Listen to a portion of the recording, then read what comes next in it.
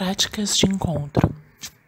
O grupo Práticas de Encontro desenvolve trabalhos a partir dos cruzamentos epistemológicos envolvidos em qualquer investigação de produção de conhecimento, cujo recorte se dê a partir do território e suas práticas socioespaciais, seja dentro ou fora dos ambientes institucionais.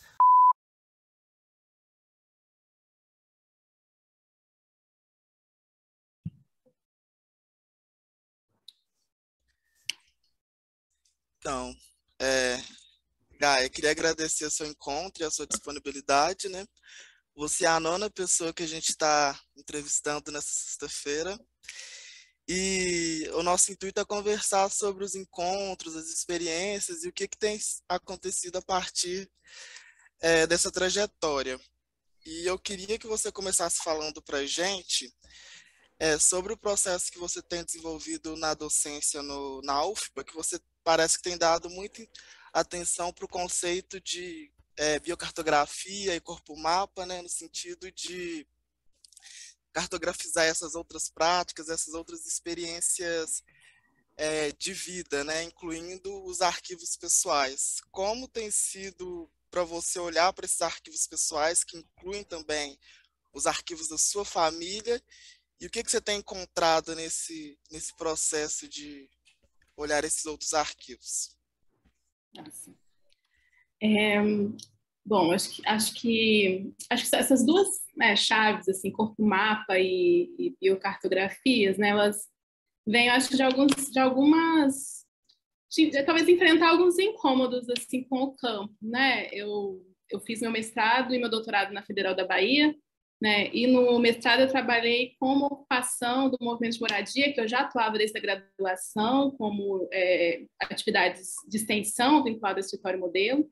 Né? E já tinha ido para o mestrado um pouco tentando entender as trajetórias dessas famílias, assim, né? Para além do movimento social organizado, para além da agenda, né, do direito à cidade, era 2006, 2007, então a gente ainda tinha Ministério das Cidades, a gente ainda tinha estatuto, vários planos diretores participativos sendo, né, feitos e várias possibilidades aí de pensar políticas na área de planejamento urbano mais democráticas, né, mas tinha algo ali no cotidiano que se realizava não alheio a isso, né, mas a partir de outros pactos, outras relações. E aí comecei no mestrado a tentar me aproximar das famílias, assim, tentar entender essas trajetórias das famílias, como é que elas construíam no cotidiano, né, essa possibilidade, né, de sustentar um espaço comum ali na ocupação na época.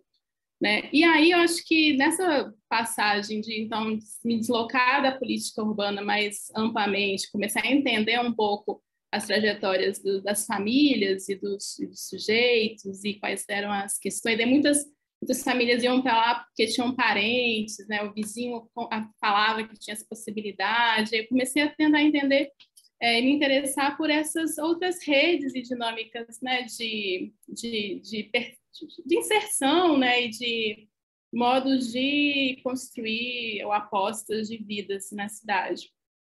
E aí, quando eu for para o doutorado, eu resolvo tentar sair mais ainda, então, assim, desse universo, né, mais estreito que eu estava inserida, assim, não que ele não fosse importante, mas tentar, assim, onde é que a gente não está vendo, né, desses processos, assim, e talvez já um incômodo com, talvez, os limites do campo do planejamento urbano para lidar com essas outras dimensões, assim, né, diante das urgências todas, né, dos esforços, né, em democratizar o acesso aos direitos de cidade. E aí fui para a literatura, assim, resolvi ir para a cultura, resolvi tentar entender o que estava pulsando nas periferias, e muito a princípio pela literatura marginal, e acabei encontrando nesses espaços, né, com os escritos da Carolina Maria de Jesus, né, isso em 2011, 2012, e eu não conhecia os textos dela. E aí, a partir, então, desse encontro, me parece importantíssimo acolher esses textos, né, e essa escrita que já estava pronta, e olhar para ela como documento, assim, né? Então, olhei para esses textos, para 3 textos dela, que foi Diário de Bitita, que ela fala Diário de Bitita, que ela fala da saída dela de Sacramento para São Paulo, assim, ela nasce em 1914, Né? Isso me desloca também da cidade grande, assim, né? Vou para o interior de Minas, assim, nessa cidade com uma dinâmica social ainda muito perto da dinâmica do escravismo mesmo, relações sociais totalmente atravessadas, né, por essa presença mesmo do escravismo, ainda que fosse em 1914, né, e desse deslocamento dela para São Paulo. E aí, nessa aproximação, então, com essa trajetória dela, né, os escritos dela eram muito fortes em relação também a como é que essa sociedade mineira do interior, né, em Sacramento, no início do século XX, lia a presença das pessoas negras, né, naquele momento. Assim, né? Então, tinham muitas referências a essa ideia de que negro tinha mentalidade de animal, que não valia a pena se esforçar para pedir desculpa. Não era humano, assim, era quase isso, né? Era uma relação meio, não são humanos como nós. E aí eu volto, então, ao século XIX para tentar entender como é que essa ideologia racial, da degenerescência racial, chega no Brasil e como é que ela vai alimentar, né, um projeto de nação, que depois vai virar um malabarismo nacional para poder ter a mestiçagem com a grande, né, questão racial harmonicamente construída no Brasil, diante da impossibilidade de ser um país branco, né? Embora os esforços de imigração europeia também não estão desvinculados disso, né? Então, começo meio a tentar trazer esse corpo racializado, né, como uma dimensão muito importante para entender, né, as condições e as interdições dessas existências na cidade. Né? E aí pensar o corpo mapa, corpo território, assim, muito informado aí por outros intelectuais, sobretudo negros e negras. Né? A Beatriz Nascimento vai virar para mim uma grande referência, né, historiadora, que vai falar desse corpo mapa de países longínquos, né? Vai fazer uma ponte entre essa experiência afro-brasileira com a experiência africana, mas não necessariamente informada só pela violência, né, da escravização, mas sobre as dinâmicas e práticas culturais, afetivas em África, como elas permanecem, de alguma forma, sendo atualizadas continuamente, né, e enquanto ideologia também, né, na sociedade brasileira, sobretudo nos grupos né, afrodescendentes. E aí isso passa, para mim, também a meio que reorganizar um pouco o debate da cidade informada, né, por essas dimensões também da ancestralidade que se atualizam, né, nas existências. Assim. E aí acho que disso, então, de acompanhar os escritos da Carolina, que são sobre a sua própria história, né, eu consigo as minhas pesquisas, e também muito demandada pelos estudantes, e aí eu acho que tem uma coisa importante, que são as políticas de cotas e ações afirmativas. Né? Então, embora eu esteja dando aula em Salvador, a arquitetura é um campo muito branco, né? É um curso muito branco. Então, a gente tem turmas que estavam vindo mais diversas, né? Até também esse desmonte das políticas, né, de educação, que eu acho que estamos vendo um momento bem crítico, sobretudo nesse pós-pandemia e sem aportes suficientes para que esses estudantes consigam ter condições de permanecer na universidade. Né? Então, antes da pandemia e antes dos desmontes mais drásticos começarem, a gente começou a ter uma sala de aula mais enegrecida. Né? E aí são estudantes que chegam, né, na sala de aula, onde esse outro que a universidade estuda está aqui, né? Sou eu, assim, né? Então, como é que é também acolher isso? Então, comecei também a ser demandado de estudantes que queriam estudar seus próprios territórios, né? Seus próprios bairros, suas próprias comunidades. E a escassez de informações oficiais, enfim, ou mesmo de pesquisas que chegassem em questões, informações, enfim, que essas famílias, né, os seus amigos, julgavam importantes. A gente começa a ver um abismo entre as informações oficiais sobre os bairros e comunidades periféricas, tradicionais, enfim, e o que pulsa de vida, de fato, assim, né? Então, os arquivos familiares passaram a ser um arquivo muito precioso nesse sentido, de informações que não estão postas, né, como informações que, de alguma forma, oficialmente vão compor aí um universo de fontes de referências que a gente acessaria facilmente, mas que dizem muito mais sobre outras dinâmicas, né, que estão inseridas, estão sobrepostas, né, às políticas públicas, né, às informações oficiais, mas que estavam até determinado momento fora, né, do nosso alcance. Então, acho que as informações familiares chegam também nesse lugar, assim, de o que a gente tem para construir outros percursos, né, analíticos e outras possibilidades, né, de construir um repertório de informações a partir dos quais a gente pode se debruçar. E aí o biocartográfico vem menos de uma dimensão biográfica, autobiográfica, mas um bio meio em oposição ao necro, né? É muito mais fácil a gente fazer essa necrocartografia dos territórios negros, né? A gente tem dados de violência, de execução, é fácil chegar nessas informações, a mídia faz um grande trabalho e a gente tem também um discurso da violência como algo que legitima, inclusive, né? Ações mais incisivas e a presença mesmo do Estado a partir das forças de segurança pública nestes territórios, né? Então, obviamente que são, né, territórios também marcados pela dimensão das políticas de morte, aí pensando com a Sueli Carneiro, né, tem um trabalho interessante sobre as políticas de morte, políticas de vida, a partir do dispositivo da racialidade, no caso do Brasil, como é que as políticas de morte vão incidir majoritariamente sobre a população negra e as políticas que salvaguardam a vida vão beneficiar e vão salvaguardar as vidas brancas na nossa estrutura racista de sociedade, né? Então, o que seria pensar, né, que essas pesquisas pudessem acessar não a dimensão necropolítica apenas,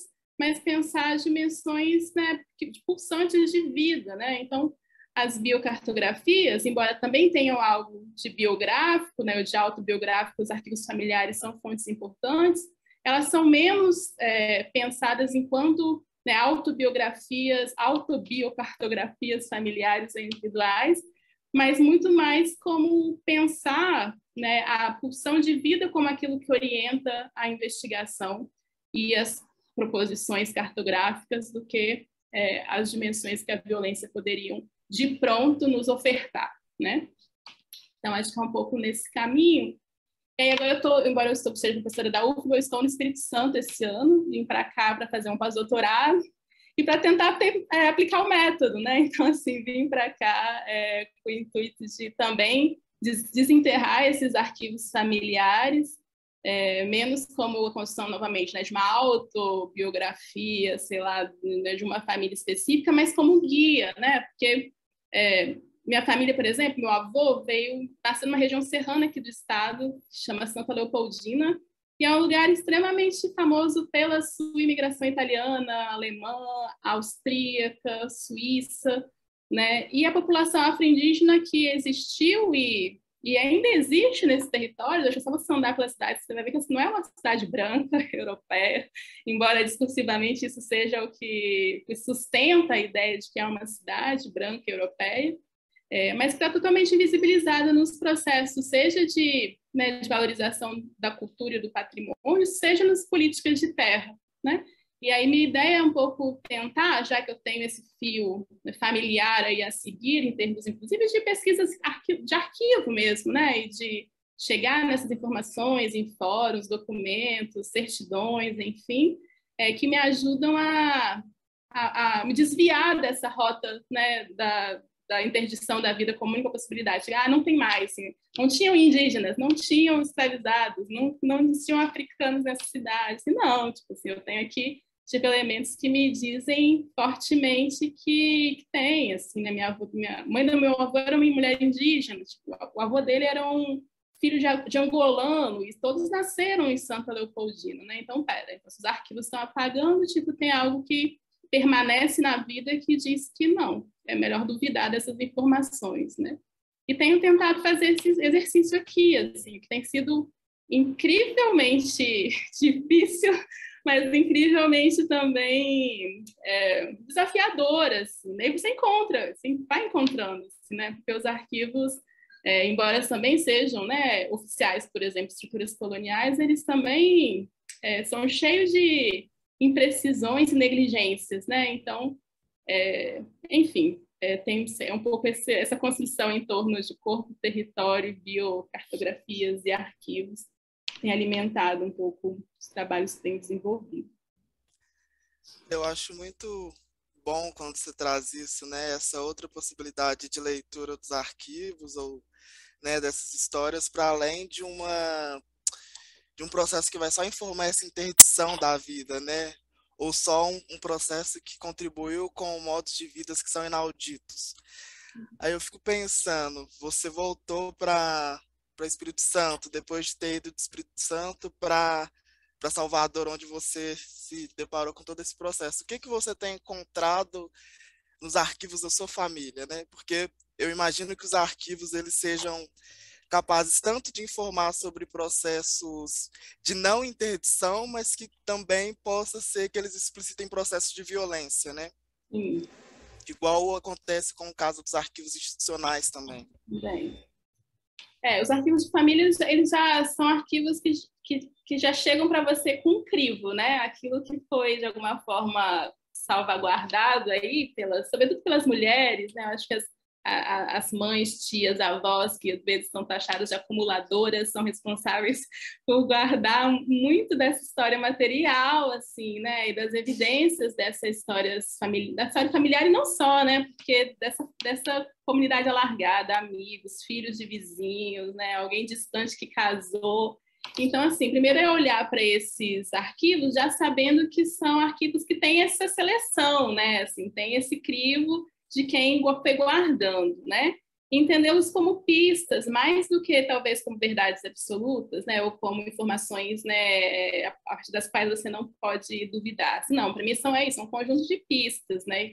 Construídas ali, né? Nessa eleição do que fica, o que não fica, em arranjos muito curiosos também, o que fica perto de quê, álbuns de famílias, então são extremamente interessantes, tá? O que tem ali dentro, desde fotografia, convite de casamento, anotação de não sei quem, a carta que alguém mandou, e aí olho para os arquivos como pistas, assim, né? E aí também pistas a partir das quais várias investigações podem se desdobrar. Né? Mas é interessante também por isso, também é um lugar também de violência, né? Então, também os arquivos, ler esses arquivos, entendendo também por que eles foram esquecidos, né? Quando esquecidos, né? É também um exercício importante, porque nem sempre lembrar, né, dessas histórias todas é algo fácil de lidar, assim. Então, para histórias familiares, então, são histórias extremamente complexas, né? São histórias marcadas, né, pelas violências externas, mas pelas violências que existem no interior das próprias famílias, né? Então, acho que um desafio, né, e tem uma pesquisadora que eu gosto muito, uma geógrafa chamada Catherine McKittrick, que ela vai falar que as histórias precisam de imaginação para existir. Assim, né? Ela tem um texto lindo que ela fala assim, a gente precisa parar de querer autopsiar tudo, assim, né? Então, acho que, sim, tipo, pensar na necessidade de criar uma ferramenta imaginativa a partir das evidências dessas histórias, evidências materiais, desses acervos, desses arquivos, a gente desdobre outras coisas, né? Então, eu acho que os arquivos familiares, eles têm esse limite, assim, né? E é um limite ético, inclusive, né? Eu acho muitas coisas, esses arquivos são coisas que eu sei que são complexas de serem tratadas, ainda no interior da família, né?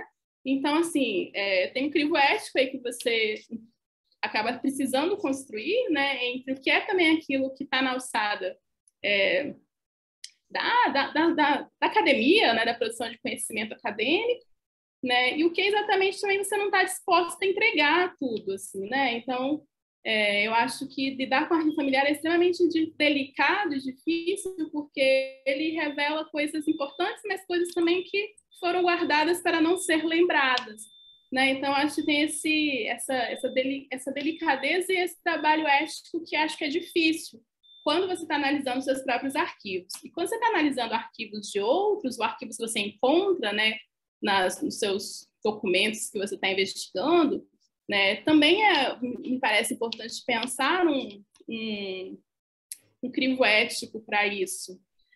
A Saidiya Hartman, que é uma pesquisadora estadunidense que tem trabalhado muito sobre arquivos de mulheres do final do 19 e início do 20 nos Estados Unidos, Tem um texto muito importante para mim que chama Vênus em Dois Atos. E ela fala de um documento que ela estava fazendo uma pesquisa a partir dos registros de apreensões ou então processos vinculados a assassinatos, enfim, a crimes. E ela acha uma mulher nesse arquivo, e essa mulher não tem nome, ela é chamada de Vênus, e ela só é capturada pelo arquivo porque ela foi assassinada, né? Então ela vira um caso, né? Assim, um navio, né? E aí os tripulantes são investigados, né? Tem toda uma investigação policial que acontece, que é instaurada. E essa mulher sem nome, né, identificada como Vênus, ela aparece nos documentos, né? E aí ela, nesse texto, né, traz a Vênus de volta, mas aí com várias crises éticas, assim, até que ponto trazê-la de volta, tirá-la, né, desse ostracismo do arquivo, né, novamente matá-la, né, assim, porque é um registro de violência, é um registro de morte, né? Então, como é que a gente constrói um impacto ético com quem está ali esquecido nos arquivos também, que a gente pode jogar nesse lugar? São as pessoas esquecidas. Mas aí como é que a gente traz de volta essas pessoas e por que a gente traz de volta e como trazê-las de volta não é reviver as mortes violentas que essas pessoas tiveram, né? Qual é o sentido disso, né? Se não para reformular essas narrativas de violência em si, né? Mas é um trabalho extremamente árduo e difícil, e eticamente difícil, né? Então, por exemplo, o que eu achei no arquivo familiar, assim, para mim foi uma informação bem impactante, é que eu sabia que essa bisavó indígena dessa região de Santa Leopoldina, lá, que dizem que só tem os europeus imigrantes do final do 19, tinha perdido um filho com criança ainda. E aí eu consegui, assim, a partir dos documentos do meu avô, o nome dela, já tinha a foto dela que eu achei também nesses documentos, e fui atrás dos registros de óbito no período que ela tinha perdido esse filho, no cemitério onde ele sabia que tinha sido o enterro dessa criança. E aí não achava, assim, eu tinha nome e sobrenome, digitava completo e tal, e nada, e nada, e nada.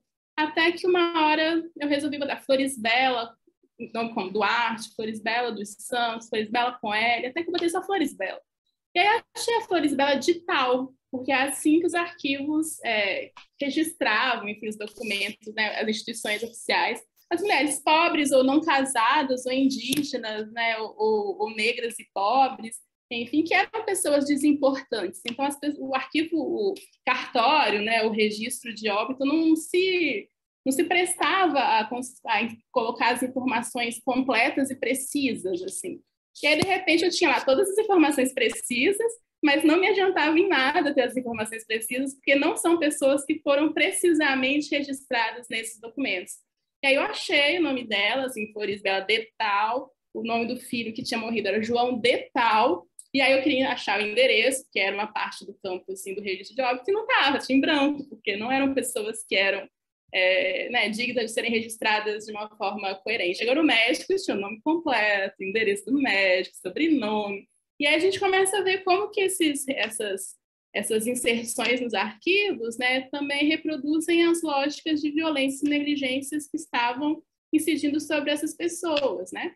Então, isso, é um trabalho frustrante, ao mesmo tempo instigante, porque você vai o tempo inteiro, então, ter que reelaborar. Então, beleza, então não tem essa informação, mas eu sei que ela veio daqui, dali, bora procurar os registros de terras, de quem são esses proprietários de terras, e tentar entender de onde veio esses sobrenomes.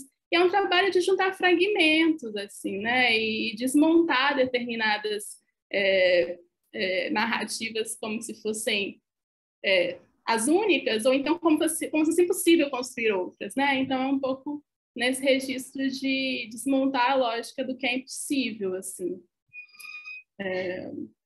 Mas, assim, mas outras coisas que eu tenho achado mais interessantes, assim, que também não são bonitas, assim, mas, por exemplo, a marcação das terras das comunidades agrícolas, né? Quando eu acho lá nos documentos das ordens de início de obras, tem lá, em 1850 e pouco, primeira portaria, né? Portaria, porque na época não era portaria, enfim, mas designando quem era o engenheiro responsável para ir para essa região, demarcar as terras, e ordenando que levasse junto 4 índios botocudos para auxiliar né, na derrubada das árvores, na marcação das terras. Então, gente, peraí, quer dizer que não tem indígena nenhum e quem é que está trabalhando nessas obras? Então, a gente acha as reclamações que os pardos dessa região estão derrubando árvores e atrapalhando o acesso do engenheiro. Então, a gente vai achando assim, cara, então, peraí, os pardos estão aqui, os indígenas estão aqui, os imigrantes ainda nem chegaram, mas as pessoas já estão instaladas aí, né? Seja nas condições de trabalhadores, ou seja na condição de pequenos proprietários, ou sei lá, arrendatários, ou meeiros, ou trabalhadores de fazendas que sejam, mas os pardos estão lá e o engenheiro estava achando ruim porque ele estava trabalhando no trabalho dele. E a gente começa a ir seguindo, assim, sabe, essas pistas de informações que, a princípio, parece que são impossíveis de voltar, né, assim, de recompor essa história. A reconstrução desse quebra-cabeça, né, que te coloca no paradigma, ele te trouxe de volta para Espírito Santo, para a casa dos seus pais. E isso, de certa maneira, coloca tanto você quanto seus pais num lugar de sujeito e de objeto que é pesquisado, né? Como que seus pais e sua família têm lidado com esse processo de participar dessa pesquisa?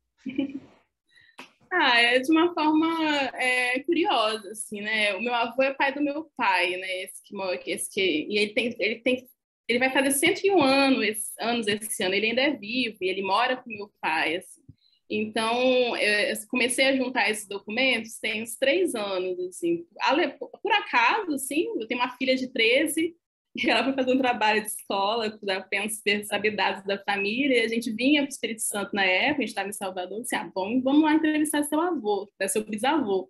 E aí ele contou, assim, tem 1 hora de gravação, assim, numa janela, assim, também, que depois disso ele começou a não lembrar mais de muita coisa, perguntava novamente, ele não lembrava mais, eu não queria falar, porque isso é uma história também, assim, que embora ele tenha me contado essa história toda, né, ele sai com 10 anos dessa região serrana e vai morar em Vitória com uma irmã mais velha para vender amendoim na cidade, assim, não são histórias, né, tranquilas de serem lembradas a todo momento, assim, né, então acho que, assim, nessa primeira conversa que consegui ter com ele, a princípio nem era intenção, assim, de retomar essa história nesse lugar, assim, mas que foi um start, assim, nossa, pera, então acho que acho que agora é minha vez de testar o método, assim.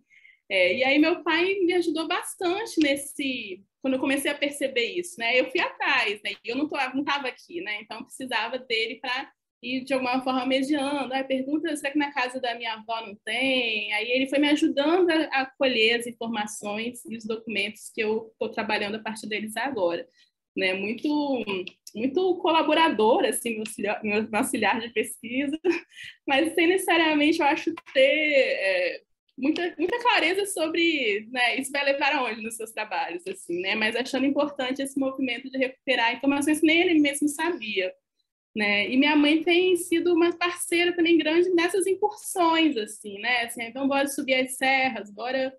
E aí e pensar essas trajetórias, né, de lugares não pensados antes, assim, se conformar também. Tipo, em Santa Leopoldina, lá tem o Museu do Colono. Cara, só tem, assim, as informações que tem no Museu do Colono são, assim, complexas, porque é só uma história de uma imigração europeia e de uma máscara africana, que ninguém sabia te falar mais nada dessa máscara. Assim, a máscara nem é africana, assim, sabe? É outra descoberta do arquivo, assim, dessa pesquisa. E, cara, não tem informação nenhuma sobre essa máscara, impossível. Eu não conheço nenhuma máscara que lembre, assim, da cultura africana, é essa máscara. E saiu que nem maluco pesquisando mais e achei, assim, uma máscara de Caruaru, tipo assim, como é que preparar esse acervo, eu não sei. Mas, assim, é tão, assim, uma negligência em relação à história, uma história, não existe, assim, uma história importante perto da importância da cultura imigrante europeia, alemã, austríaca, italiana aqui, que ninguém se importa, né? Então, tem sido importante também envolvê-los nesse processo, seja para me ajudar mesmo, mas também envolvê-los porque é uma forma também acho que de devolução, sabe, assim, desse apagamento, que tem claro, né, eu estou aqui fazendo um pós-doc, tem uma intencionalidade acadêmica, mas não é só acadêmica, assim, né, eu acho que pensar essa revisitação das histórias, né, e construir outras narrativas sobre esse processo de ocupação do território e de, né, desenvolvimento das nossas cidades é uma dívida histórica, assim, com o país, assim, né? Então tem sido bom, assim, eles têm embarcado comigo nessa pesquisa e tem sido fundamental, assim, inclusive também como a lembrança, a memória deles, assim, né? Eu estou falando do final do século, do meio do século XIX, embora eles também sejam pessoas bem mais jovens, mas conviveram com os avós, né, que eu nem conhecia, assim, né? Então eles têm lembranças das histórias que ouviram, das vivências que tiveram, que eu não tenho, né? Então é uma troca intergeracional que para mim tem sido muito importante e muito privilégio, assim, conseguir acessar hoje, né, esse meu avô de 101 anos ainda vivo, com todas as lacunas de memória, mas conseguir ter essa história contada por ele há 3 anos atrás, foi um grande privilégio que eu só me dei conta do tamanho dela exatamente quando ele começou a contar, assim, né? Então, tem sido muito rica essa troca intergeracional. E todo esse processo tem te colocado também no território, né? O seu corpo no território. Para além das máscaras africanas, que são, na verdade, Caruaru, o que você tem encontrado com o seu corpo no território, o corpo da sua mãe no território, o seu avô? Tem sido, acho muito importante, inclusive, isso, assim, né? Embora eu tenha falado de arquivo, assim, não é só o arquivo, né? Assim, eu pensar essa presença, né? A Leda Maria Martins, que uma vez comentou, eu convidei ela para uma aula, e a aula era sobre o fim do mundo, e pensar em fim. A primeira coisa que ela chegou assim, na nossa cosmologia não tem fim, né? É tudo meio. Eu falei, mas alguns mundos precisam morrer também, né? Ela falou, mas não tem um fim, né? A gente recomeça sempre. E aí, uma hora, eu perguntei para ela assim, também sobre essa dinâmica, né, dessa ritualização do território, né, que eu acho que existe nos reisados, nos congados, mas pensando se essa lógica de ritualização era uma lógica que estava circunscrita ao universo ritual religioso, né? E aí foi muito boa a conversa com ela, que não, assim, né, que é pensar das fotografias, né, e entender essa dinâmica, né, ritualística de uma relação com esse território, esse percurso, como algo que não está restrito unicamente ao universo religioso, mas com esse movimento de retomada ou de reconhecimento, né, desse território, desse lugar. E eu acho que para mim isso ficou muito marcado, assim, né? Então, uma das coisas que eu, né, voltei, que eu podia fazer essa pesquisa de arquivos, sobretudo com os arquivos digitalizados que a gente tem hoje, também distante, né, assim. Mas voltar para cá tem um gesto ritual também, de reencontrar essa cidade, essas ruas, essa terra e esse rio, né? É uma cidade que se cria, se funda, né, Santa Leopoldina, porque tinha um rio que conectava a capital Vitória até a região serrana. E nesse ponto em diante, o rio fica encachoeirado e não dá mais para ser navegável. Então, a cidade nasce no ponto onde o rio é navegável. E aí, para mim, foi muito importante reencontrar esse rio, porque também, né, nas minhas elaborações, assim, né, esse rio que deságua no Atlântico, né? Então, se a gente tem todo um debate sobre esse Atlântico Negro, eu acho que internamente, assim, os processos enfim, de permeabilidade, né, dessa ocupação colonial passa também por essas águas doces dos rios, né? E entender essa conexão, então, entre essas águas, né, foi algo que eu fui construindo à distância, né? E aí, assim, chegar e reencontrar essas águas era algo enfim, que te mobiliza de outro lugar, né? Assim, para além dessa mobilização intelectual descolada de uma presença mesmo, né? Com essas outras forças que não são apenas, né, de uma ideia de racionalidade descolada, né, da corporeidade, assim. Então foi muito impactante para mim reencontrar um rio que está muito assoreado, né, no momento dessa cidade, assim, né, no final da área navegável, especialmente, assim, né, no período que eu tenho visitado, ele está muito assoreado, então eu consigo andar pelo rio, né, e é esse rio cheio de documentos, assim, né, um rio que você acha fragmentos de cerâmicas, fragmentos, né, de telhas, fragmentos de muita dessa história material, né, dessa cidade, assim. Então, pensar o rio como esse elemento que conecta, né, faz conexão transatlântica, mas que também guarda a história material, né, desse processo, né, e encontrar com ele, assim, né, pisar na água, perceber que esse chão barrento é da mesma cor que o seu pé, assim, são parece que não tem uma lógica assim em termos de como é que a gente constrói racionalmente assim essa racionalidade euclidiana, sei lá, moderna e tal, que separa as coisas assim, né? São outras afetações, isso vai construindo também esteticamente outras possibilidades de caminhos e reconexões assim, né? Então tem sido muito impactante assim, né? Eu percebi, eu estou muito mobilizada com esses encontros assim que extrapolam aquilo que as instituições, né, de memória podem fornecer assim, né? Então estou bem no momento decantando esses encontros todos com as desinformações e com as outras informações também que essa presença no território pode te trazer de outros modos, né?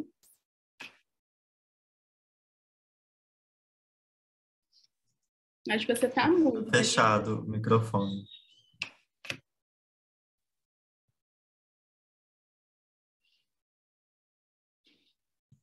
Está com um problema no fone, no aparelho, Daniel.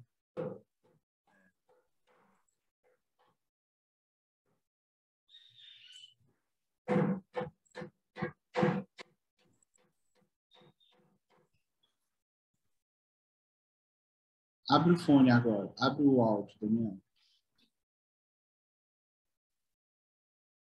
Não. Estranho, você estava falando até agora.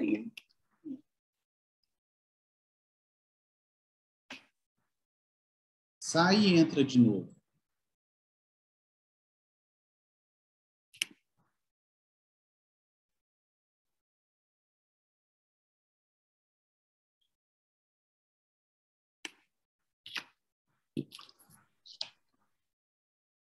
Só esperar um minuto.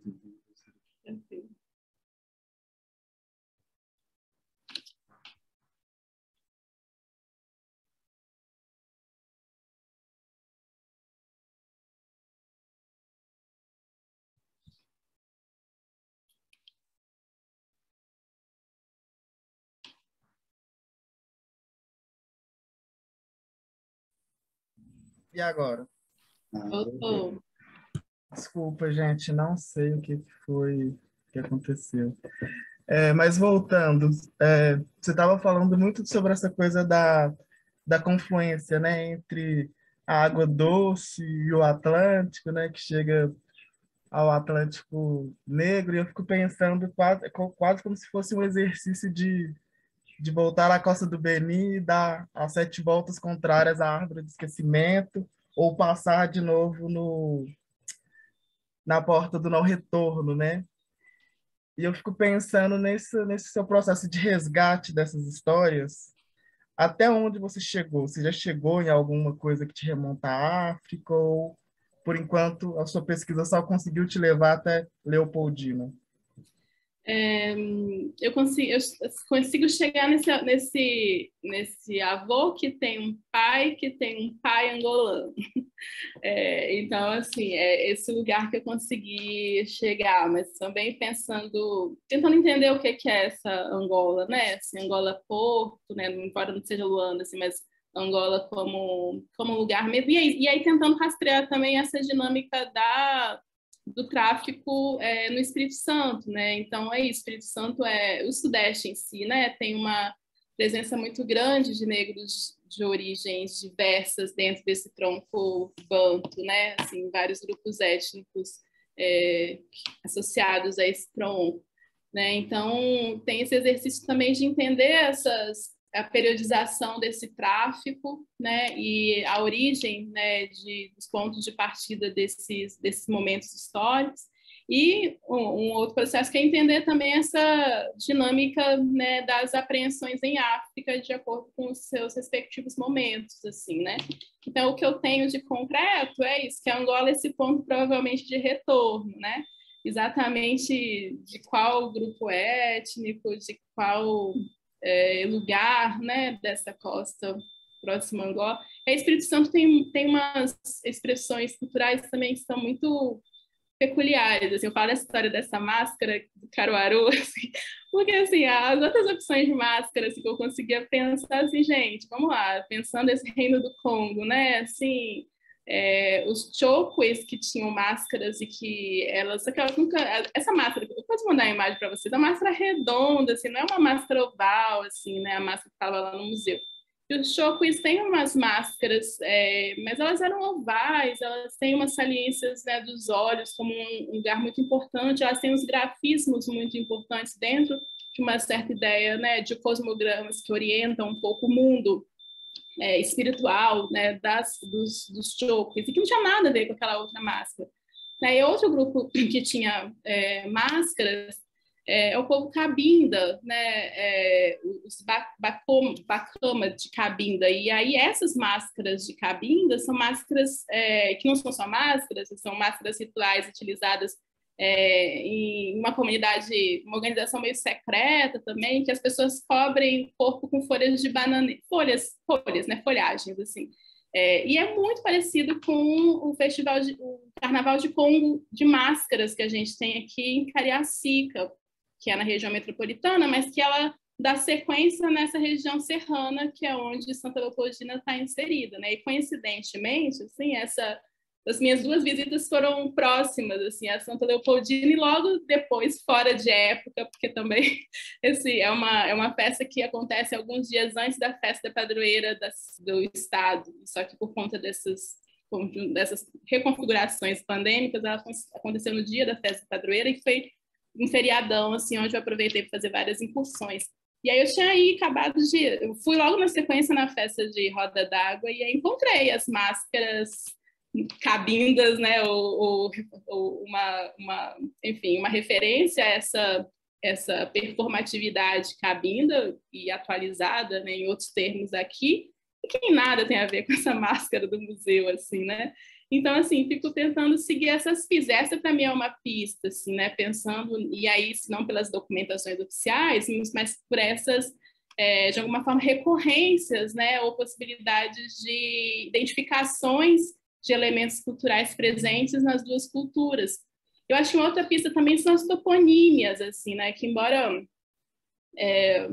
muitas coisas mudam de nome, assim, uma das coisas dessa conversa com meu avô que foi bem bacana, foi isso que ele fala, que quando ele chegou em Vitória, ele foi morar em Muxinga.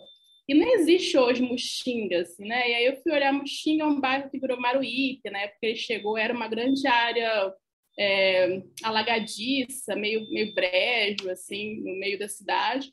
Mas ela fica nos pés do Morro da Fonte Grande, que é uma grande serra, um afloramento rochoso que tem no meio daqui da ilha de Vitória. E aí eu fui experimentar, mas bora experimentar, vamos simular, assim, né? Onde eu chegaria hoje se eu fosse para Muxinga? E aí, pensando em gestos, a princípio, né, impossíveis, aí eu vou jogar no Google, Muxinga, onde é que eu chego? E aí eu chego em Angola, tipo assim, existe a Serra da Muxinga em Angola, sabe? E aí eu fui atrás, daí eu consegui acessar isso, assim, são pistas que você vai desdobrando, eu consegui acessar os documentos, uma expedição portuguesa, a Serra da Muxinga. E aí você começa a revisitar a história e pensar nessas conexões improváveis e aparentemente fantásticas, né? Vamos fabular esse retorno à Muxinga. De repente não é tão fantástico e fabuloso assim, porque é isso, é um caminho que está fora, talvez, do horizonte, né, da precisão investigativa num primeiro momento, assim, porque a toponímia, nunca tinha pensado a toponímia seriamente como uma pista para pensar essas reconstituições, de repente ela passa a ser um elemento muito importante, né, assim, não só nesse encontro com o Muxinga do outro lado, mas é uma dimensão que não me passa mais batida em termos de olhar para essas possibilidades de recontar essas histórias, mesmo que tenha mudado de nome, né? Então tem um trabalho de memória também, assim, né? Então como é que chama isso? Como é que chama? Aí eu fui no Ribeirão dos Pardos nesse dia que eu fui também no museu, assim, né? Ninguém sabe nada sobre o Ribeirão dos Pardos se você pergunta lá mesmo. Mas aí, cara, é impossível que um lugar se chame Ribeirão dos Pardos sem ter uma história muito vinculada a essa presença, né, racializada. E aí eu volto para os arquivos e bora reencontrar Ribeirão dos Pardos nos documentos, né? Então, essa, eu acho, combinação, né, de gestos investigativos e metodológicos que eu tenho um pouco apostado, assim, né, do que eu consigo efetivamente encontrar a partir das informações oficiais e de imaginar outras possibilidades de descobri-las, né? E aí, a partir do que dá certo, o que também não vai dando muito certo, você vai um pouco combinando e criando, né, possibilidades metodológicas de investigação. Eu acho demais tudo isso, assim.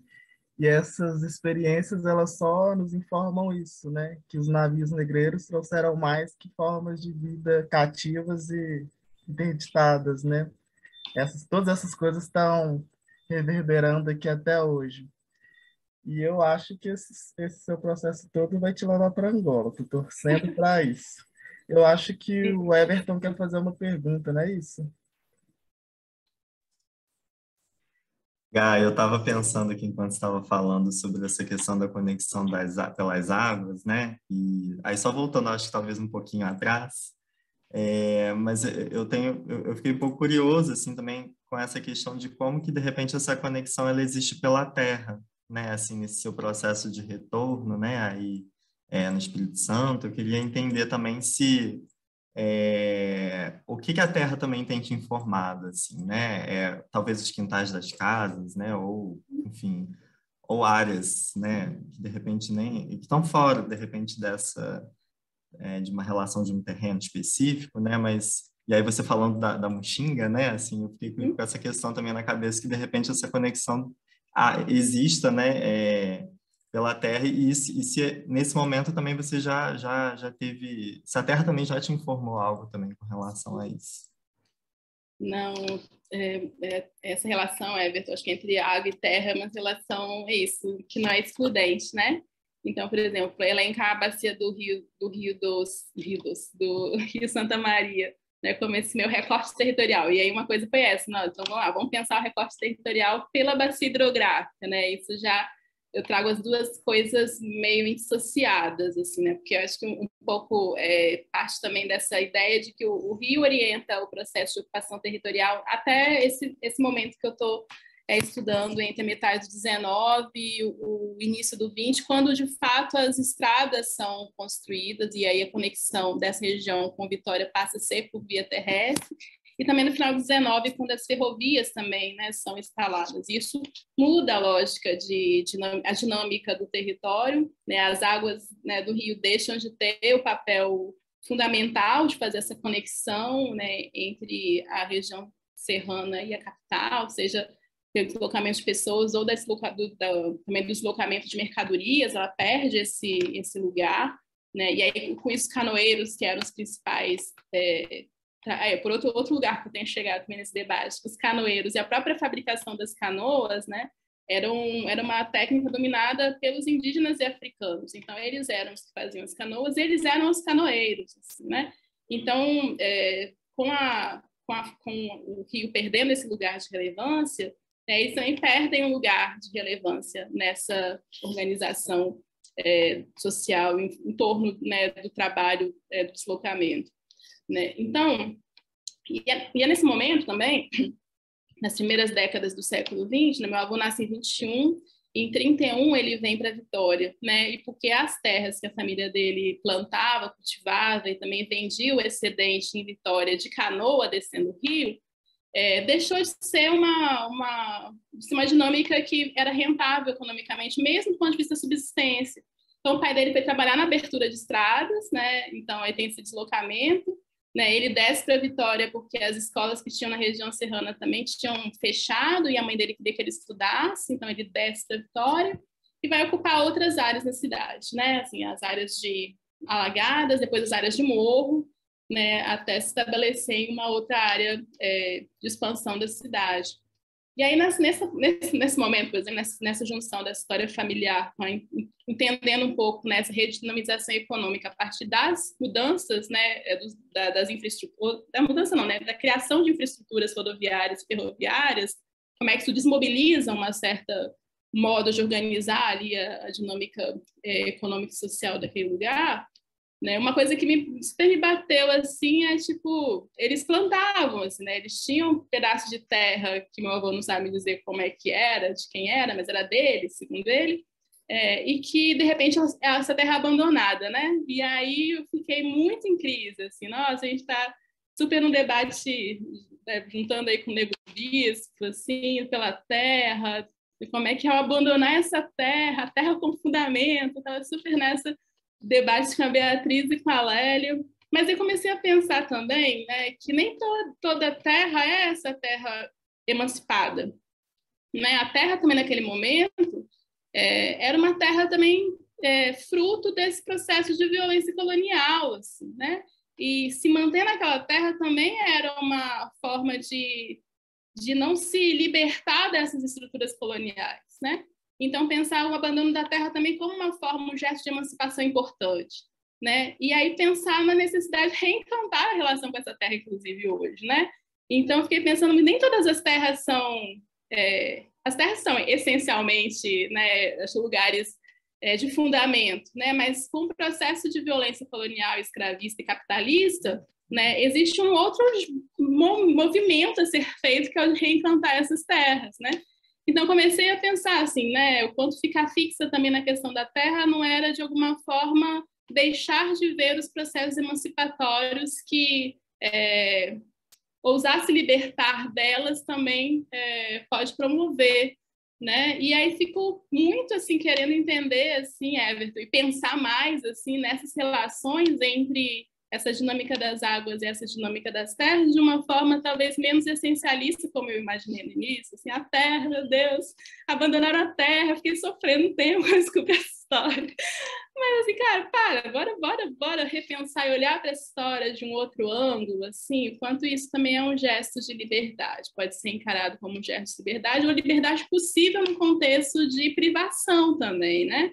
Então, eu acho que...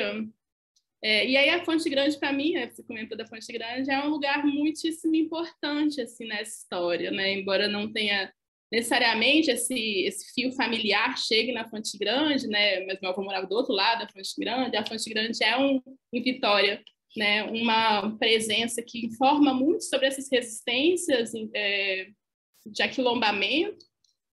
E até hoje, assim, eu acho, em Vitória, um dos lugares mais poderosos em termos de resguardar essa relação preciosa com a terra, com as águas, com as encantarias, com os rituais e com o próprio Congo, né? Que eu acho que em Vitória é um dos lugares onde essa prática, né, ritual também das bandas de Congo, e aí também no afrocatolicismo, ali com as folias de reis e com a Igreja do Rosário dos Pretos próximo, mantenha viva essa dinâmica afro-indígena, enfim, ou como Renato Santos, que é um mestre de Congo da Fonte Grande, fala, né, nós somos os descendentes dos angolanos, assim, né, nós somos os descendentes do Reino do Congo, né, então nós somos a continuação do Reino do Congo aqui. E aí é muito bonito pensar nesse processo por esse lado também, assim, né, e está no centro da cidade, assim, né, então eu tenho reelaborado, assim, Everton, ou pensado de forma múltipla, né, e talvez contextual, assim, como é que essa relação com a terra também é algo extremamente importante e vinculado a essa história, mas também repensando aí nessa necessidade de reencantá-la e pensar que também nem todas a terra também está sujeita às violências coloniais, escravistas e capitalistas, né? Então, tentar pensá-la como seu fundamento sagrado, mas também pensar que é necessário ressacralizá-la, né? Assim, nos termos que o quilombismo posiciona, né, essa terra. Essa é eu acho que abre para uma reflexão, inclusive para o meu trabalho, assim, Gaia. Obrigado pela fala, assim, porque eu fico pensando, assim, porque eu trabalho com cartografia social com as famílias atingidas pela barragem de Fundão, né, em Mariana, e há toda essa discussão, né, assim, como que se traz, né, essa memória através da cartografia, né, e como que essa relação com a Terra, né, que não existe mais, né, que ela foi apagada, ou em boa parte apagada, né, o que a cartografia ela informa disso, assim, dessa relação, sabe? E aí quando você fala dessas possibilidades de ressignificação, eu fico pensando assim também como que como que os atingidos de repente eles lidariam com isso também, assim, esse processo que é de uma remoção, né, que é de uma violência colonial também, né, assim, dessa expansão extrativista, né, então, assim, eu acho que é um ponto que eu acho que toca, né, nessas experiências, assim, né, que eu tô tendo aqui, que você também tá tendo aí, dessa forma de enxergar, sabe? Mas foi mais um comentário, assim. Ótimo. Vocês estavam comentando sobre essa coisa da Terra como fundamento, e quando eu assisto Ori, tem três momentos que ficam ecoando assim na minha cabeça e que me fazem refletir muito também. O primeiro é a coisa da Terra como fundamento, mas tem também o elemento da fuga como quem reconhece que não é propriedade de ninguém, e o quilombo ao nível de uma simbologia, né? Como cada sujeito, cada corpo, enquanto um quilombo, ou uma, uma caixinha, né, que guarda tudo isso que veio trazido de África. E eu fico pensando, porque eu tive uma experiência recente que foi de... Eu participei da elaboração de um dossiê que registrou um quilombo aqui em Belo Horizonte enquanto patrimônio cultural e material da cidade, né? E esse é o quarto quilombo que ele foi reconhecido pela Fundação Cultural Palmares, né? Considerando que o Curral del Rei, que antecedeu Belo Horizonte, era um território majoritariamente preto, né? Então, tem uma disparidade, né, do que é formalmente reconhecido, do que a história nos conta. E durante esse processo de elaboração desse documento, a gente se deparou muito com, a partir do arquivo institucional, muito de informações que diziam só sobre interdição e silenciamento. Então, assim, a certidão de nascimento foi o documento que fez a gente chegar na conclusão de que Petronílio tinha sido escravizado porque a mãe dele era uma mulher escravizada. O documento de compra e venda mostra que eles pagaram muito mais do que o terreno valia e era comercializado à época. E a gente precisou de fazer um esforço, e isso aconteceu muito a partir dos arquivos pessoais, de inverter essa narrativa, né? Então, assim, eles não estavam onde eles estavam puramente porque aquele território sobrou para eles, né? Mas porque eles tinham conhecimento e, enquanto sujeitos de ação, eles decidiram estar lá. E principalmente porque eles eram capazes de mobilizar um conhecimento que dizia respeito sobre ao processo de gestão da terra e da água. Então, assim, toda a topografia do terreno foi trabalhada, onde a casa ficava tinha um porquê, onde o chiqueiro ficava tinha outro porquê, onde eles plantavam tinha um outro porquê. Aí eu fico pensando sobre a inflexibilidade que os arquivos institucionais apresentam, mas sobre a nossa capacidade também de reverter essa inflexibilidade a partir do que os arquivos pessoais e as outras narrativas nos apresentam. Você tem pensado sobre isso também, Gaia? Tenho, assim, eu concordo plenamente, assim, com esse movimento que você foi descrevendo. Eu acho muito, assim, que a gente tem como reverter, assim, essa narrativa, mesmo dos arquivos, né? Porque é isso, eu acho que, assim, o que eles registram, né? Eu acho que mobilizam, né? Em geral, para desmobilizar os pleitos, né, assim, por reconhecimento e tal, mas eles também são precários e são insuficientes, né? Tem uma dimensão aí da dinâmica da vida, da organização da vida, que eles que não está lá, né?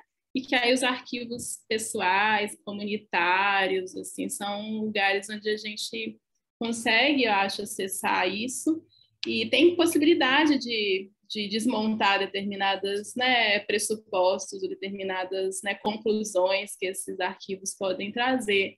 Tenho pensado nisso, mas pensando nessa pesquisa especificamente, assim, tenho tentado pensar, assim, não só nessa pesquisa, assim, né, mas mesmo pensando a Fonte Grande e outros territórios, né, negros, né, em termos de não só de presença, mas desse processo histórico, assim, né, meio quanto é necessário um engajamento comunitário, né, para esses processos institucionais, né, que eu acho do ponto de vista acadêmico, né, do ponto de vista, né, de disputar a narrativa oficial em termos, né, de produção de narrativas, teorias ou documentos históricos, academicamente, eu acho que é um gesto que é isso, né, que a gente está fazendo.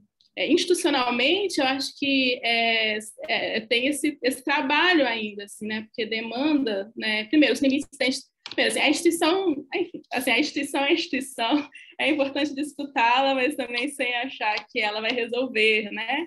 Então, assim, como é que a gente constrói estratégias, né, de enfrentamento institucional, sabendo que ele não vai resolver os problemas todos que temos, mas também como é que comunitariamente essa construção de enfrentamento se dá, assim, né? Então, o que eu tenho pensado, assim, tentado entender um pouco, tem um processo também de desmobilização muito grande, assim, né? Pensando esses territórios de Vitória, por exemplo, que eu tenho falado, sobretudo no centro, né? São territórios, a Ponte Grande, a Piedade, são morros que estão em volta do centro histórico de Vitória. E também são lugares que têm sofrido muito com a violência policial também, né? E a lógica, né, da segurança pública de extermínio e, enfim, os outros conflitos em relações de forças diversas que estão nesses territórios. Então, pensando também como é difícil, assim, diante de situações, né, de violência e fragilidade que esses territórios também estão expostos, né, construir mobilizações que tenham esse viés de reconhecimento pelo pertencimento étnico, racial e cultural, né? Também em contextos também de evangelização muito grande, né? Assim, de saída dos mais velhos, né? Dos territórios que são históricos, né? Pela violência ou pelo...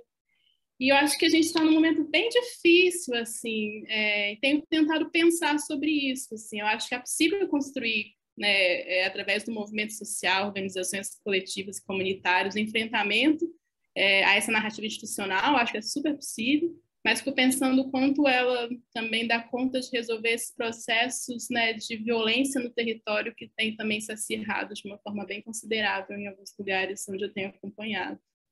Né? Mas eu acho que institucionalmente, Daniel, é um caminho muito possível de ser feito, e eu acho que a gente tem, juntando esses documentos, né, comunitários, familiares, enfim, muitas ferramentas para desmontar as narrativas institucionais. Eu acho muito, assim, válido. E é o que a Beatriz Nascimento diz, né? A história do Brasil estar para ser feita numa história do negro a ser escrita, né? Alguma coisa nesse sentido. Nessa experiência de Quilombo Souza, foi muito interessante, né? Porque a própria história deles, do passado deles, da matriarca, do patriarca, foi suficiente para eles retomarem práticas que tinham sido perdidas no tempo, né? Então, eles fizeram todo um processo de mobilização para voltar a plantar e a colher, trabalhar com agroecologia. Isso colocou eles em contato com outras comunidades quilombolas, então outros conhecimentos, outras práticas estão sendo retomadas, né? E isso chega até no nível deles optarem pela grafia do quilombo com K, porque remete a Angola ao invés do Q, que é uma versão abrasileirada, né?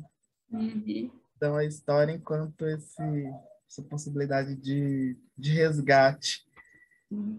Mudando um pouco de assunto, assim, mas não tanto, você tem trabalhado com a coletiva Terra Preta, né? E vocês têm discutido esses processos de desembranquecer a cidade, né?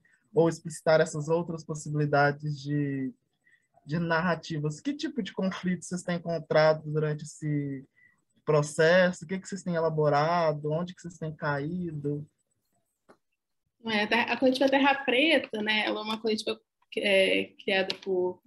Nós somos 5 mulheres, né? 5 mulheres pesquisadoras, transitando entre arquitetura, geografia, comunicação, planejamento urbano, né? 5 mulheres negras. E a gente meio que surge já nesse incômodo com enfim, com a própria academia, né? Então, a gente surge no encontro de Nampur em Natal, assim, a gente se encontra nas redes sociais, é uma coisa bem curiosa, assim, né? Pré-pandemia ainda, assim, mas em grupos de redes sociais, sobretudo um grupo mobilizado pela Thaís, que é uma arquiteta de Curitiba, negra, né? Ela criou um grupo de arquitetas negras no Facebook ainda, o Facebook já parece tão tão passado. E a gente... enfim, e alguém propôs lá no grupo, assim, acho que foi a Natália, não sei, assim, se alguém ia para Nambu, assim, se alguém era pesquisadora, fazia mestrado, doutorado, se topava conversar sobre uma proposta de mesa, assim, né? E aí eu, a Maria Luísa de Barros, Natália Alves, Emily Leandro e Luciana Mairink, a gente se auto-identificou ali como pessoas interessadas e a gente começou a conversar, assim, né? Porque esses espaços de encontros, né, de pós-graduação, sobretudo vinculado ao planejamento, arquitetura, urbanismo, são espaços extremamente brancos, né?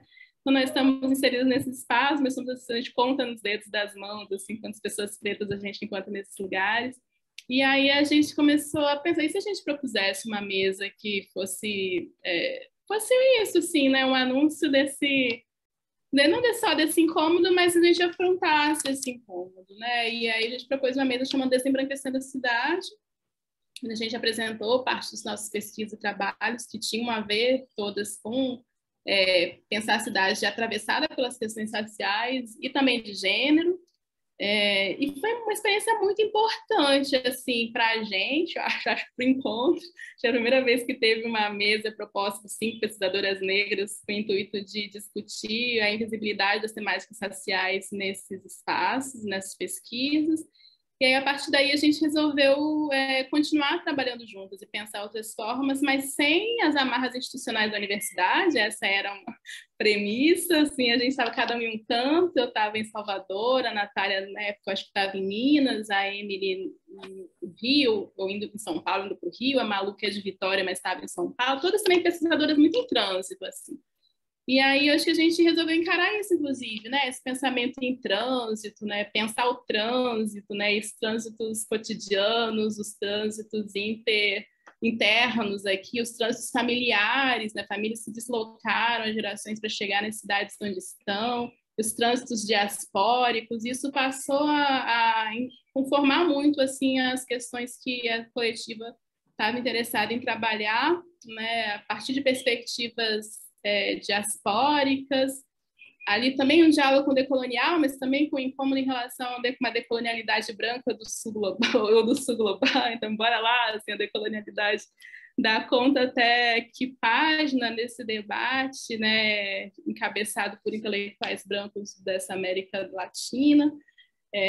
E aí a gente resolveu criar, acho que o podcast como principal instrumento, porque a gente estava já cada uma longe, aí virtualmente era espaço que a gente já se comunicava antes da pandemia ainda. E aí a gente resolveu criar esse coletivo, chama Terra Preta Cidade, e o podcast Desembranquecendo a Cidade como esse nosso principal veículo de comunicação. Mas tem com muitas questões também, assim, né? Porque assim, mas a gente quer falar um relato de uma pesquisa acadêmica, a gente já faz nos artigos, assim, como é que é criar juntos esses textos, como é que é pensar a oralidade, né, essa materialidade fônica como algo que nos é tão próprio e não abrir mão disso, como é que é tentar construir junto essa comunicabilidade a partir, né, desse registro de áudio. Então a gente ficou muito pirando assim em como fazer isso, assim, e entendendo, mas as pessoas vão entender isso como espaço de reflexão intelectual, até que ponto, e a gente resolveu encarar, assim, né? Acho que aí a gente também resolveu encarar várias coisas, assim, né? Também ser um espaço de produção, espaço de acolhimento nosso, né? Um espaço seguro de trocas trocas desinterditadas, né? E pensar os processos de criação coletiva num tempo que também não fosse esse tempo insano acadêmico, né? Então a gente tem um conjunto de podcasts que não são da periodicidade de 1 mês, 2 meses, não. Eles saem quando é possível que eles saiam, assim, respeitando também as nossas temporalidades, chamando muitas pessoas convidadas, e aí majoritariamente que não são da área de arquitetura, né? Então a gente tem algumas falas e construções coletivas nossas que viram episódios, mas a gente tem conversas com artistas, né, das poesias, artistas da literatura sobretudo também, mas das performances. Ano passado a gente começou a dar uns cursos online, assim, vinculado aos editais do IAB, ou então participar de outros cursos de coletivos ou de pessoas que a gente tem apoiado o trabalho, tipo a Cartografia Negra, que é um coletivo de São Paulo, e que realizou um curso junto ao Instituto Polis, que a gente colaborou também. Mas eu acho que a gente também resolveu investir em outras colaborações. Eu acho que a mais interessante que a gente fez nos últimos tempos foi um laboratório junto com outro coletivo, que é o Cidade Quintal, é um coletivo de Vitória, Espírito Santo também, e a gente fez um laboratório semipresencial, foi ainda no final do ano passado, novembro, outubro, por aí, de não só, né, trazer alguns conteúdos que a gente tem debatido e nos mobiliza para pensar os podcasts, mas também acessar esses lugares, novamente, botar esse corpo no espaço, né? E a gente fez isso junto com uma pesquisadora convidada muito querida, que é a Kênia Freitas, né? Que é uma pesquisadora de cinema e que trabalha sobre cinema negro e afrofuturismo, e para a gente é uma referência bem bacana para pensar esses pretos espaços, como ela chama, né, visitando e fazendo essas atividades em lugares que, para a gente, já eram lugares importantes para pensar essa relação, né, entre essa história dos histórias espaciais negras, que era a ruína da igreja de Queimado, que é uma igreja do Espírito Santo onde teve uma insurreição de escravizados no século XIX, e o Morro da Piedade, Fonte Grande, são 2 morros contíguos, né, no centro, que é esse território de resistência quilombada, no centro da cidade. E aí, bacana isso, assim, poder também sair desse espaço virtual e das aulas online ou dos conteúdos de podcast e construir experiências imersivas abertas, né, a inscrições com pessoas e convidar pessoas. Então, tem uma coisa de a gente estar muito sedento, eu acho, de vivenciar presencialmente esses espaços, né? O que a gente tem enfrentado de resistência, Daniel, eu nem sei te falar, assim, porque também a gente não...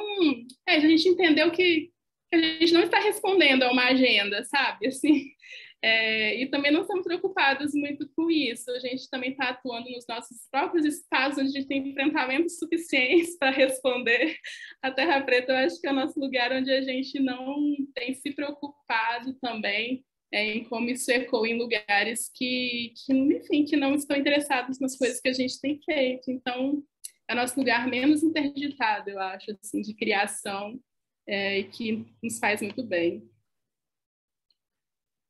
Sensacional, eu acho que é isso. Eu acho que é de uma perspicácia enorme, assim. Às vezes a gente gasta tanto tempo justificando as coisas para a instituição, ao invés da gente fazer, e as coisas importam para quem importa. E está chegando em muitos lugares, né? E eu acho que é isso. O trabalho de vocês é sensacional, assim. Tipo assim, o que a gente pode fazer se a gente não precisar responder a ninguém? Assim, foi um pouco isso, assim, bora pensar esse espaço como nosso espaço de liberdade, assim, então o que a gente quer fazer? A gente não precisa responder a ninguém, assim, e também não temos nenhum compromisso, né, estreito, a não ser com a honestidade dos nossos processos, assim, né, e aí tem sido muito bonito esse espaço existir, né, nosso espaço seguro, assim. E tem feito muito sentido. Também pensando que eu acho que esses enfrentamentos todos, né? Talvez, assim, acho que uma coisa interessante, talvez, assim, é que é isso, como você falou, a gente já está imerso em tantos espaços nos quais a gente tem que ficar o tempo inteiro prestando conta, né? Que esse espaço também, além de ser um espaço de liberdade, né? A gente não está submetido a ninguém, também é um espaço de fortalecimento, porque é árduo esse trabalho de enfrentar sozinho também todas essas crivos ou desaprovações, né? Então a gente já está, né, cada um em seu lugar, assim, tendo que lidar individualmente com essas coisas. E aí a coletiva existir é um lugar assim de reunião de forças também, assim, de alimento, né? De alimento para esses processos que são difíceis de serem encarados sozinhos, né? Então é importante porque a gente consegue construir e compartilhar, mas é importante que ele exista, mesmo quando a gente não está produzindo nada para botar na rua, assim, né? O fato dele existir como lugar de acolhimento, de alimento coletivo, já, nossa, é fundamental para a nossa sanidade, eu acho, né? Para a nossa saúde, e para que a gente consiga continuar inteira nos lugares onde a gente está. Falar sobre vida, né? Exato. Eu acho que para mim foi demais. Eu não tenho mais nenhuma questão, assim. Eu também não. Nossa, super, super maravilhoso. Dá uma olhada no WhatsApp aí, gente.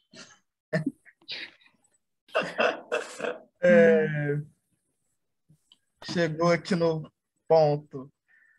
Uma questão sobre como você tem enxergado e como tem modificado a prática, não só de docência, né, mas de ensino, de aprendizagem, produção de conhecimento, a partir da presença de pessoas pretas, indígenas, periféricas, muito fruto também dessas ações afirmativas, né, que estão realocando ou minimamente bagunçando a lógica pela qual a gente tem pensado o mundo. Nossa, acho que são muitas camadas assim dessa como é que isso tem impactado, afetado, reorientado um pouco as coisas, né? Em termos de disciplinas, já dei várias disciplinas, eu fui meio transitando assim, entre disciplinas de teoria e história, disciplinas de planejamento urbano, né? E aí, por exemplo, pegar de introdução à arquitetura, que é uma disciplina que eu amo dar, primeiro semestre, estudante chegando na faculdade, assim, já tive nas duas pontas, assim, no ateliê 5, planejamento urbano, o último planejamento, ateliê antes das pessoas se formar, e optei vir para o início para talvez acompanhar, depois eu volto para o final para ver o que a faculdade fez com essas pessoas. É um pouco esse plano, assim, né? Ver quem é que chega e ver como é que sai, assim. E aí o que eu percebi nesse lugar de como chega, é isso, assim, chegando os estudantes oriundos, sobretudo, né, das políticas de cotas, de lugares muito diversos, né, sai dessa cidade que se resume ao centro histórico, então aos bairros da Orla Atlântica, assim, a gente começa a ter pessoas da região metropolitana, né, dos interiores, de comunidades, e aí para uma grande questão que tem sido, assim, é como não ofertar, em termos de referências, repertórios, debates, coisas que façam com que os estudantes se distanciem desse universo, né, que eles carregam, para ter que se adaptar a outro universo, outro repertório, outras referências, né? Então, perceber isso, assim, estar nesse lugar de início, né, tem me feito assim, não repensar, mas pensar com muito, muito cuidado, né, como é que a gente, porque as cotas são incríveis, mas a faculdade pode ser muito perversa com quem entra via cotas, assim. E aí tem relatos, assim, dos mais terríveis e incríveis ao mesmo tempo, assim, né? Estudante assim, o professor falou que eu precisava fazer o programa da minha casa. Ele faz uma lista do programa, assim, lavabo. Assim, cara, não tem nenhum sentido ter um lavabo na minha casa. Tipo, não tem espaço nem para um banheiro, assim. Eu nunca acho que fui numa casa na minha comunidade onde tivesse um lavabo. De repente, eu tenho que saber que um programa de habitação, tipo, base, tem que ter um lavabo. Não faz o menor sentido isso. Eu vou chegar na minha comunidade e falar lavabo, vocês vão rir da minha cara. Assim, a pessoa falando, né? Como eu ando muito de ônibus, eu resolvi comprar uma revista, né? Ninguém compra mais revista, mas eu tinha tempo de ficar olhando esses projetos para poder chegar na faculdade, já ter um repertório para falar com o professor, assim, porque senão nem repertório eu conseguia ter, porque ele achava que era tão óbvio que todo mundo precisava saber como que era um lavabo, e que não ter esse repertório no meu universo parecia que eu não era o meu lugar, né, ali. E aí eu soube várias salas de estudantes muito parecidas, né? Não exatamente só com lavabo, né? Mas pensando mesmo numa lógica também de como a universidade está, né, localizada nessa cidade, assim, né? Salvador. Tem uma aluna que chegou, dava aula 8h50 da manhã. E aí chegava lá, a aluna já estava. Eu falei, mas por que você chega tão cedo? Assim, porque eu moro a 2h30. Eu chego cedo, eu chego tarde. Então, se chegar aqui 8h50, eu saio que horas de casa? Não, eu saio de casa, acordo 5 às 6, eu já estou no ponto, porque senão eu perco o ônibus, e aí eu pego... E aí, você pensa assim, gente, em que trabalho eu vou passar para essa pessoa que vai sair dessa faculdade tarde da noite, assim, final da tarde, vai chegar em casa sei lá que horas, e vai ter, tipo, que passar, sabe, 6 horas tem que estar no ponto antes das 6, senão não consegue chegar na minha aula que 8h50. Né? E aí outras conversas, assim, os professores falam que final de semana é para fazer trabalho, é porque não mora em comunidade, né? Final de semana a última coisa que você tem na comunidade é paz para fazer qualquer coisa.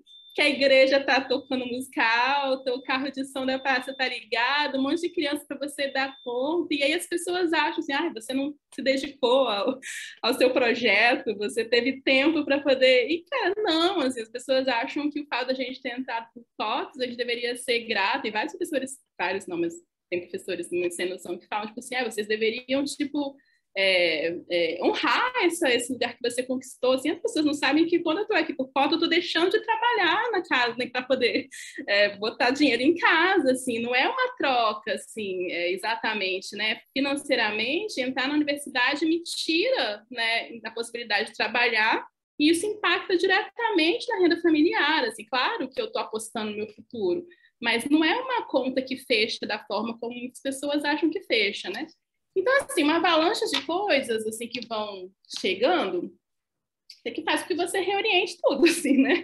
Desde, assim, de uma política de como é que você vai lidar com a demanda de trabalhos, né? E coisas que eu faço, tipo assim, privilegiar o espaço sala de aula não só como espaço de despejar conteúdos, mas espaço de produção também, pensando, e aí é isso, assim, pensar do ponto de vista, né, das questões de classe, de raça, nesse contexto da sala de aula, passa por revisar currículo, conteúdos, mas não só, assim, né, entender que espaço de aprendizagem é esse que você está proporcionando e para quem, né, então desde isso, assim, de construir, eu comecei a trabalhar também muito com ferramentas, linguagens expressivas, que não necessariamente dependessem de computadores super elaborados, ou o tempo que a pessoa ia ter para passar no computador, dependesse da faculdade, ter um programa bacana em casa. Então, bora lá, papel carbono, é uma tecnologia incrível, ninguém conhece.